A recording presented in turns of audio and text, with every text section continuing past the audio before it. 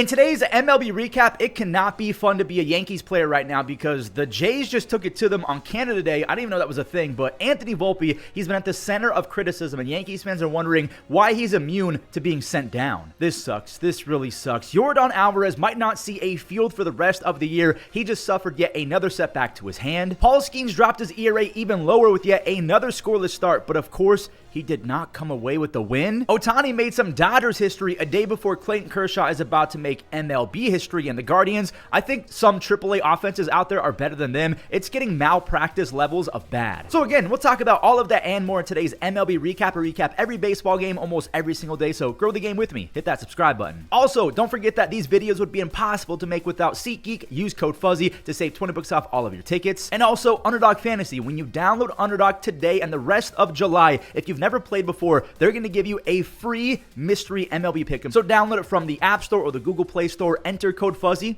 and enjoy. But as always, please play responsibly. This first game is one of the most Pirates game you're ever going to see in your entire life. So the context is Paul Skenes has only won one game since May 1st. The Pirates are on a 5-game winning streak though, so surely he's going to get his second win in the last 2 months after tossing 5 scoreless, right?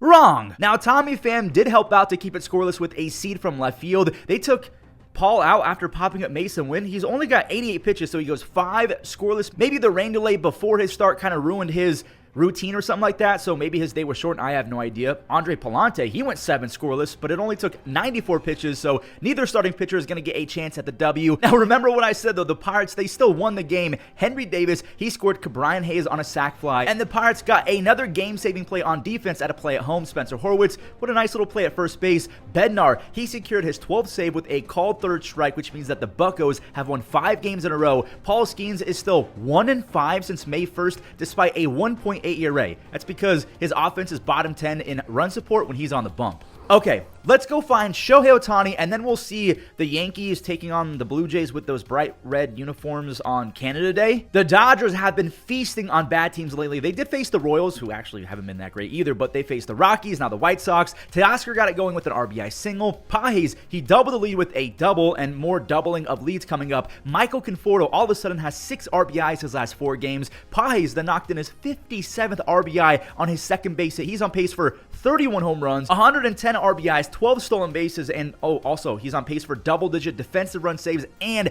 outs above average on defense. Yoshinobu Yamamoto was great. We'll show his 8 strikeouts after Ohtani almost took out the Hubble telescope out in outer space. He joins Cal and Judge in the 30 home run club. He just tied MVP Belly for the most home runs before the All-Star break by a Dodger ever. I'm sure that Yamamoto is happy to see June go away because he had a 4+ ERA last month with just 1 win. He's already starting July on a better note with 8 strikeouts over 7 and a win over the Chicago, not the Cubs, the White Sox. Before we move on, a quick reminder to all of my baseball fans, like diehard baseball fans, you can watch history today. Clayton Kershaw is pitching later. Remember, he is 3 strikeouts away from 3,000. Do not miss that game. It is at 7:10 later today if you're going. Again, use code Fuzzy to save 20 bucks off your tickets. Before we show the Yankees potentially losing another game to the Jays, I guess no one told Joe Adell that June was over because he delivered again in the clutch. Remember, he had a historic June. We'll show his knock later in the game because the Braves starter Grant Holmes and the Halo starter Tyler Anderson combined for 12 scoreless with how many strikeouts? 17. Grant Holmes had 10 of them. Tyler Anderson only, I put that in air quotes, only had 7, which is still very impressive. We're going to fast forward to the 7th inning. Trouty, he turned on the afterburners. He laced one to left field and he dove in just ahead of the throw. I just want to mention that this is the first time in Mike Trout's career that he's not top 10% in speed, but he's still booking it. Joe, he hooked one to trade places with Mike Trout, so the Halos are now up by 1.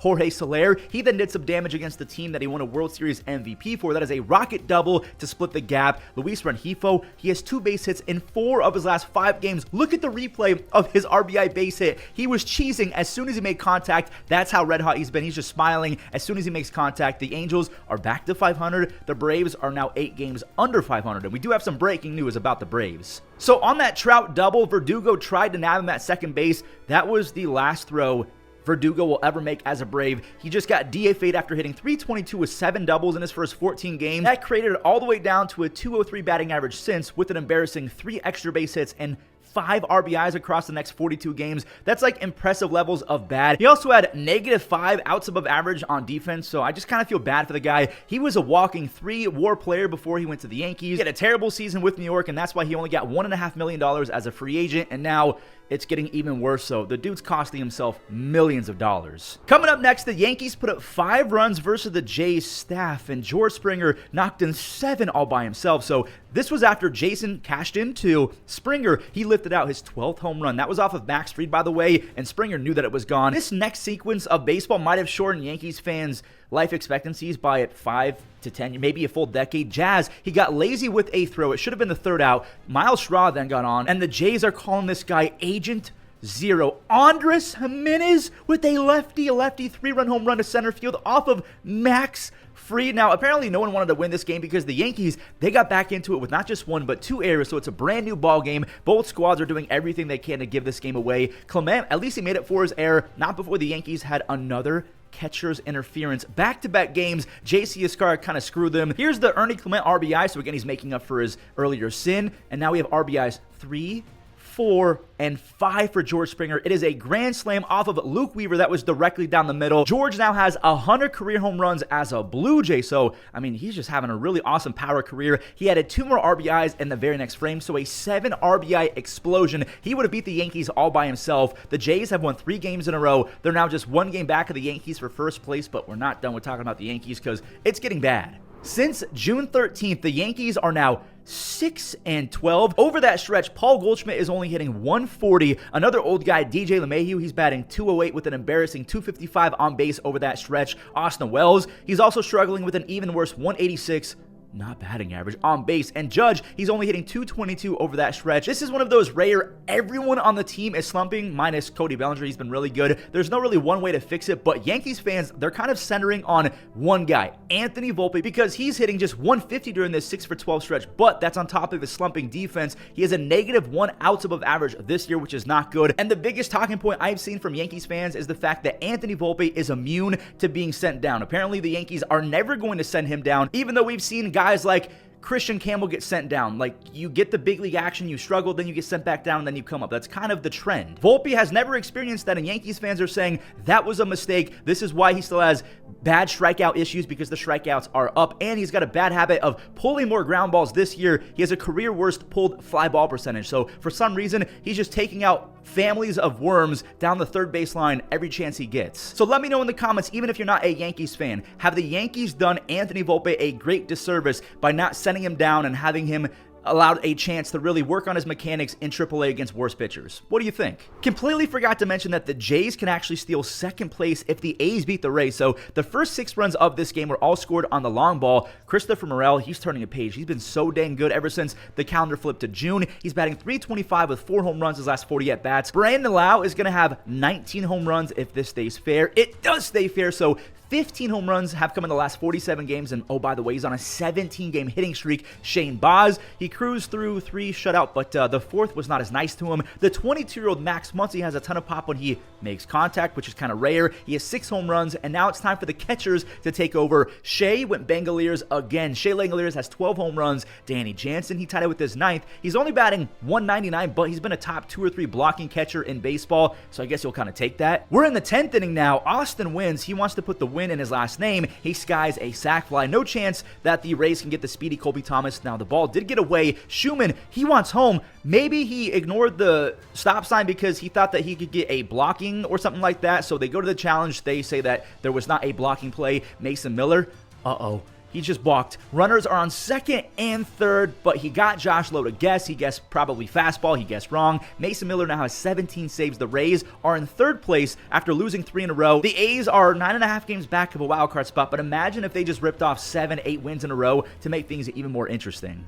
It seems like anytime we talk good about the Orioles, something bad usually follows, but then again, they had to face the buzzsaw Jacob deGrom, so it's not a big deal they lost. Marcus Semien keeps showing why he's a Gold Glover. He's routinely a top 10 defender in baseball. Adolis, more RBIs. He's one of those batters who can go off for 10, 15 RBIs in the span of a few weeks. Watch out for him if he stays hot. Gary. He's also one of those guys. He's been unstoppable. 4 home runs with 19 RBIs his last 14 games. The rookie did it. Alejandro Ozuna, I think that's how you say it. He got those runs back on his first career home run. The dugout was going crazy. Jacob, he's up a ton, and he made light work the rest of the way. Another quality start. His last 14 games have been historically good. He has a 1.7 ERA his last 87 innings. Greg Harvey on Twitter found a sick stat. He just became the first starting pitcher ever to have 1,700 plus strikeouts with a sub 2.5 ERA their first 235 games. Adolis, he just secured a 4 RBI game, so he has 7 RBIs his last 24 hours. Justin Foscue, who used to be one of my favorite prospects, he is currently 0 for his last 44, dating back to last year. He finally snaps it with a 2-run double. The monkey's off his back. I'm hoping that he gets going because, again, he's a former top 100 guy. The Rangers are 42-44, but over the last few weeks, they're 13-9. The Orioles, by the way, just allowed 10 plus runs for the 9th time, I think, already this year. The Guardians might be the least interesting team in baseball right now. Like, they're just throwing away games like it's nothing. They're making 0 moves. They're not doing anything to stop the bleeding. I mean, it's already 3-0 Cubs as Michael Busch laced one the other way to score PCA. And then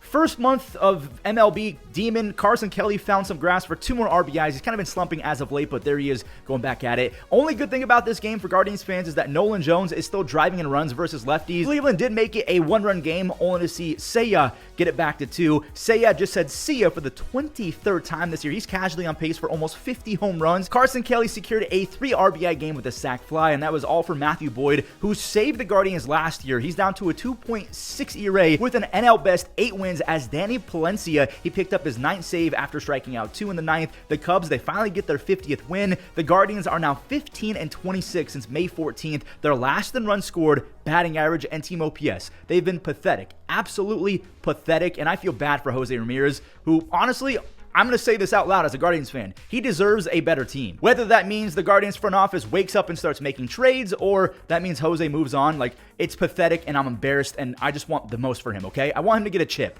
The only saving grace for Cleveland right now and teams like the Twins, the Royals, is that wild card, because the Guardians are still somehow 3 games back of a wild card spot. The Twins just dropped to 4 games back because they got a tough L. It's tough because Joe Ryan gave them everything he had. He just wasn't enough because he got outdueled by Edward Cabrera. This Kyle Stowers home run was all the Marlins needed, and it almost didn't happen because Kyle Stowers thought he got hit. Nope, it's a foul ball. He has a team-leading 14 home runs. He's batting .393 during his 8-game hitting streak. The Marlins are also a perfect 8-0 during that stretch. Look at the movement on this 96-mile-per-hour sinker from Edward Cabrera. That's why he can go 7 shutty on any given day. That was his 400th career strikeout. He's the 3rd fastest Marlins pitcher ever to that plateau. Again, he went 7 scoreless with 6 strikeouts, only 2 base hits. He only had 1 walk. That was the biggest thing. And also, that was the longest outing by a Marlins starting pitcher all year. Jesus Sanchez missed the home run by an inch. It probably actually would have gone over if Buxton didn't deflect it. Nick Fortes drove in the 2nd run, which was insurance for Ronnie Enriquez. I hope you guys picked this dude up. Ever since I told you guys to pick him up, last week or the week before, he had 2 more strikeouts. He has 4 saves. And again, hopefully you picked him up because the Marlins have won 8 in a row for the first time since 2008.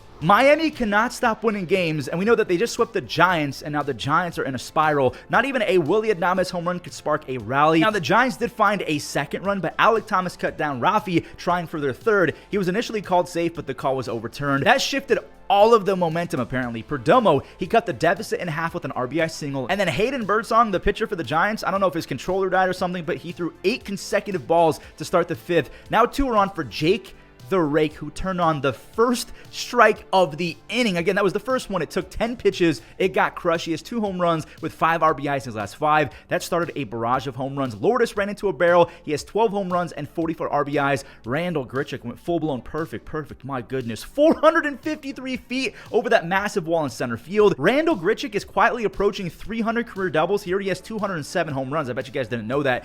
James McCann, I guess he's still in baseball. He goes back-to-back as Zach Gallen. He secured 10 strikeouts. That's his 15th career 10 strikeout game, his first since April 2nd. The fastball finally set up the breaking pitches. The Giants, I can't believe this, are now 4-10 when Rafael Devers plays. He's hitting .204 his first 14 games. Obviously, at least in my fuzzy little humble opinion, he's going to be okay, but that's bad. Very bad. Salvador Perez had another big game. His teammates put the Royals up a few in the first 2 frames. Michael Garcia, he's so good with runners in scoring position. I guess Jack Caglione has been so bad, he decided to make a change. You can see as he's scoring on the Nick Lofton double, he has a brand new haircut. Baseball players crack me up. The Royals scratched across 1 more, and Randy got that extra one back. He has 3 home runs his last 4 at-bats. He's on pace for a record fifth straight 2020 season to begin a career. I think he already has the record in general with 4 in a row. He's going to make it 5. Salvi, this is history, not MLB history, Royals history. A 2-run double that J-Rod completely misread. It was so bad that everyone thought it was a home run. Like, how could you be that far away as a near platinum defender? Salvi passes Alex Gordon for the 6th most base hits by a Royal ever. He added to that total with an RBI knock in the 9th. He had 3 total base hits. The 35-year-old now has 1,646 base hits. He's going to get to 300 home runs, 1,000 RBIs. Would that be enough? Like, some voters are going to see a World Series MVP, a 5-time Silver Slugger, and a 5-time Gold Glover, whereas other voters are going to say those Gold Gloves were fake and he's an overrated defender because he stunk at framing. Which side are you on? Is he a Hall of Famer or not? By the way, I forgot to mention in that last game, as you saw, Carlos Estevez got the save, so he tied Josh Hader for the most in baseball, 23, but I will kind of spoil it. Josh Hader did steal it back. Hunter Goodman.